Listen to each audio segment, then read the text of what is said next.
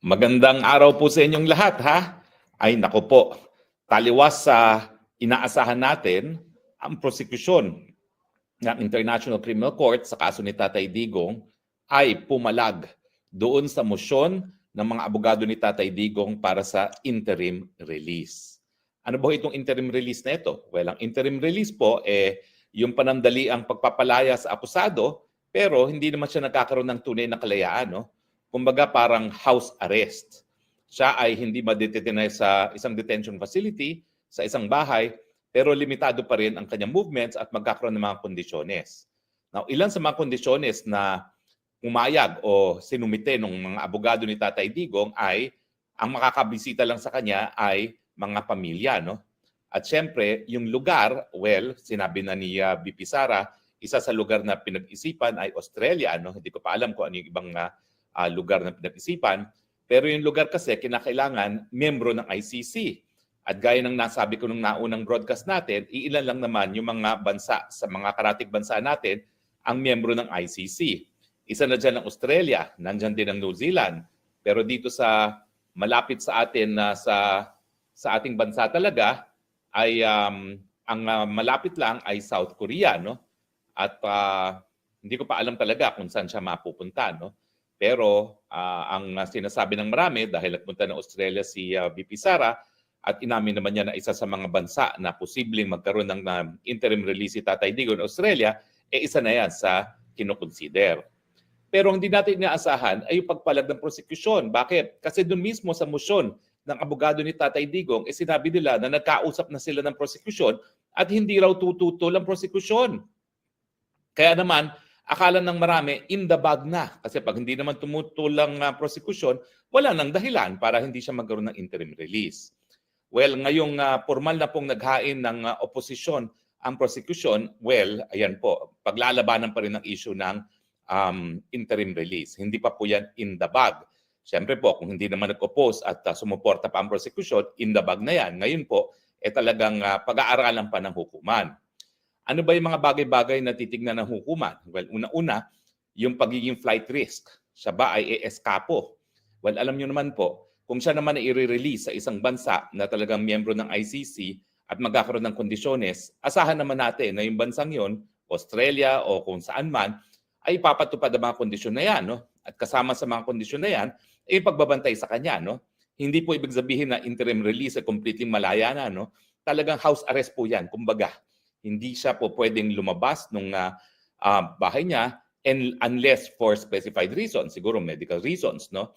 At yung mga bisita niya ay dun nga sa hinain ng abogado ni Tatay Digong, ang bisita niya ay limitado lamang sa mga kapamilya.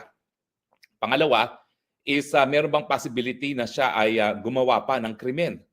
Well, marami talaga dun sa nag-react doon sa petisyon o doon sa motion ng abogado ni Tatay Digong kasi nakasulat doon, will not commit crimes. No? Well, yan naman po yung requirement na sabihin. Hindi naman po yung pag-amin. No? Hindi talaga yung inaamin. Pero siyempre, pag binasa mo, parang pag-aamin. Ang sinasabi lang dyan ay, pag ikaw ay naka-interim release, wala kang krimen na magagawa or posibleng gawin or gustong gawin. No? So, sinasabi lang na magiging law-abiding ka. Bagamat yung pagsulat talaga doon sa papel ng mga abogado ay parang nagbibigay ng impresyon na umamin na. No? Hindi naman po. Yan po isang requirement lang ng Rome Statute. Kaya kinakailangan ulitin at sabihin in fairness. No? Pangatlo, may posibilidad ba na siya ay mag-i-influence doon sa mga testigo, mananakot, o di naman kaya pakikialaman ng mga ebidensya, yung tampering of evidence. No? Siguro naman po, pag malayo na ang Tatay Digong at hindi naman nasa Pilipinas, lahat ng testigo ay either nasa Hague or nasa Pilipinas, wala naman pong influensya na si Tatay Digong. No? So, sa madaling salita, ano ba ang tingin ko? Well, ang tingin ko po, unang-una, hindi naman po siguro flight risk ng isang 80 anyos. At sa totoo lang po, kung gusto lang na tumakas ni Tatay Digong, matagal na niyang ginawa yan. Kasi alam niyo naman dito sa Europa, hindi gaya sa Pilipinas, na ang mga pulis ay lahat armado. Dito, hindi naman. No? Pero si Tatay Digong bilang isang abogado, talagang humaharap siya sa proseso. No? Hindi siya nag-shortcut. Siguro nga, to a fault. No? So sa tingin ko, talagang hindi siya flight risk. At saka, ano ba naman magagawa pa ng 80 anyos on his own? Hindi nga kaya maglaba at magluto para sa sarili niya. Tatakas pa, no? At syempre, yung mga pagbibisita, limitado lamang sa mga close members of the family. At inoobserbahan pa, binabantayan pa, pinakikinggan pa. So paano siya magpaplano ng pagtatakas niya? No? Wala namang pagkakataon, walang oportunidad na magplano ng kanyang pagtatakas. O, pangalawa, meron ba siyang krimen na gagawin?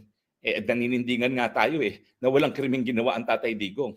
Alam niyo yung crimes against humanity, ang definition niyan is either widespread or systematic attack against civilian populations knowing that it is being directed against civilian populations. Tagalogin natin.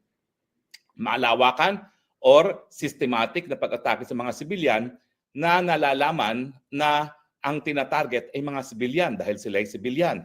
O kung titignan mo yung war on drugs, hindi naman po yung tinatarget ang kahit sino dahil sila ay civilian. Kung meron mang mga collateral damage dyan, yan ay dahil nga meron mga dahilan ang ating kapulisan para gumamit ang dahas. At kung wala ngang dahilan, napaparusahan naman ang hukuman natin. Of course, rinireklamo nila na konti lang daw ang napaparusahan. Bakit? Marami na bang naparusahan ng ICC?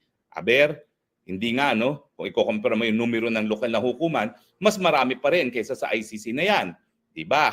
So, sa tingin ko po, wala talagang krimen na nagawa ang Tatay Digong. At dahil wala man siyang krimen na nagawa, wala naman siyang krimen na po pwede pang gawin. Now, yung pagdating naman sa pagpananakot sa testigo at saka yung pagtatamper ng evidence, ano ba namang oportunidad ni Tatay Digong dyan?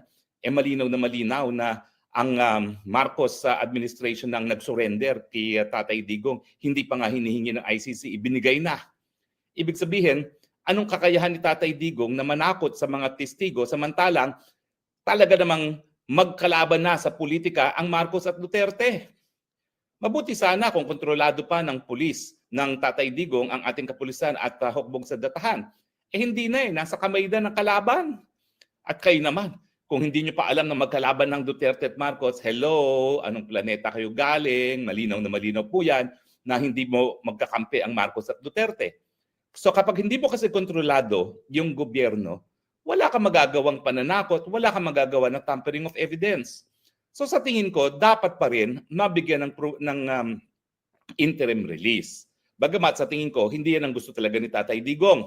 Ang gusto ni Tatay Digong, umuwi na ng Pilipinas at husgahan ng lokal na hukuman kung meron talaga siyang pagkakasala na dapat siya managot. No? Hindi yung interim release na yan.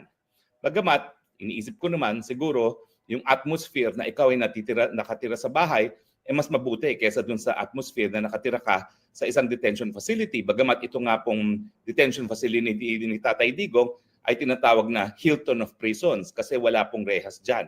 Wala pong hinahalikan na rehas yan. So yan po ay parang dormitoryo, no?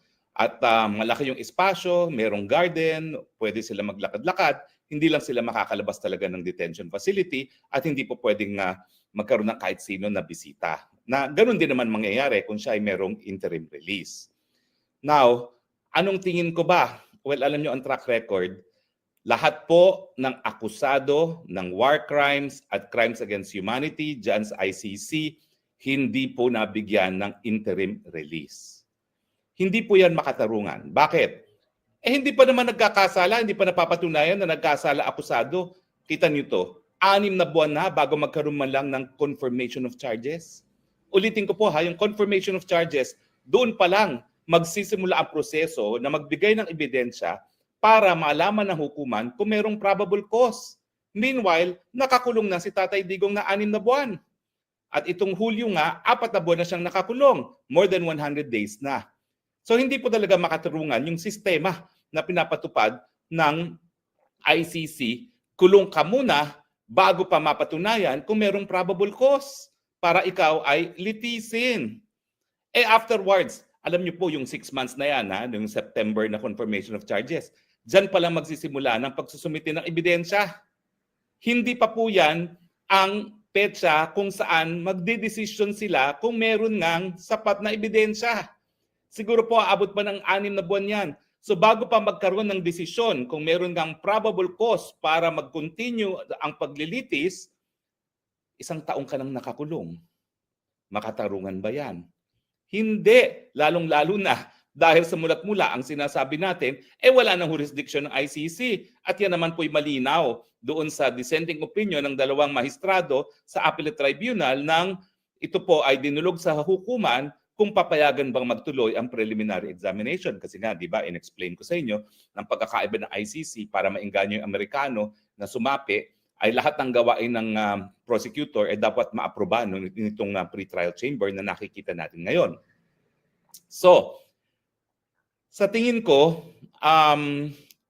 mas importante na madesisyonan ng hukuman yung issue kung meron nga bang jurisdiction ng tribunal o hindi. Kasi kapag nagdesisyon siya na walang jurisdiction, tapos na ang kaso, tuluyan ng malaya si Tatay Digong.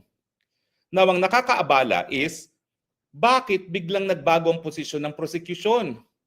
Sinabi talaga ng abogado ni Tatay Digong na ang prosecution daw ay hindi na tumutol sa kanyang interim release. Nung nabasa ko yan sa kanyang pleading, ang naisip ko, baka kumbinsado yung prosecution na wala talagang jurisdiction. Kasi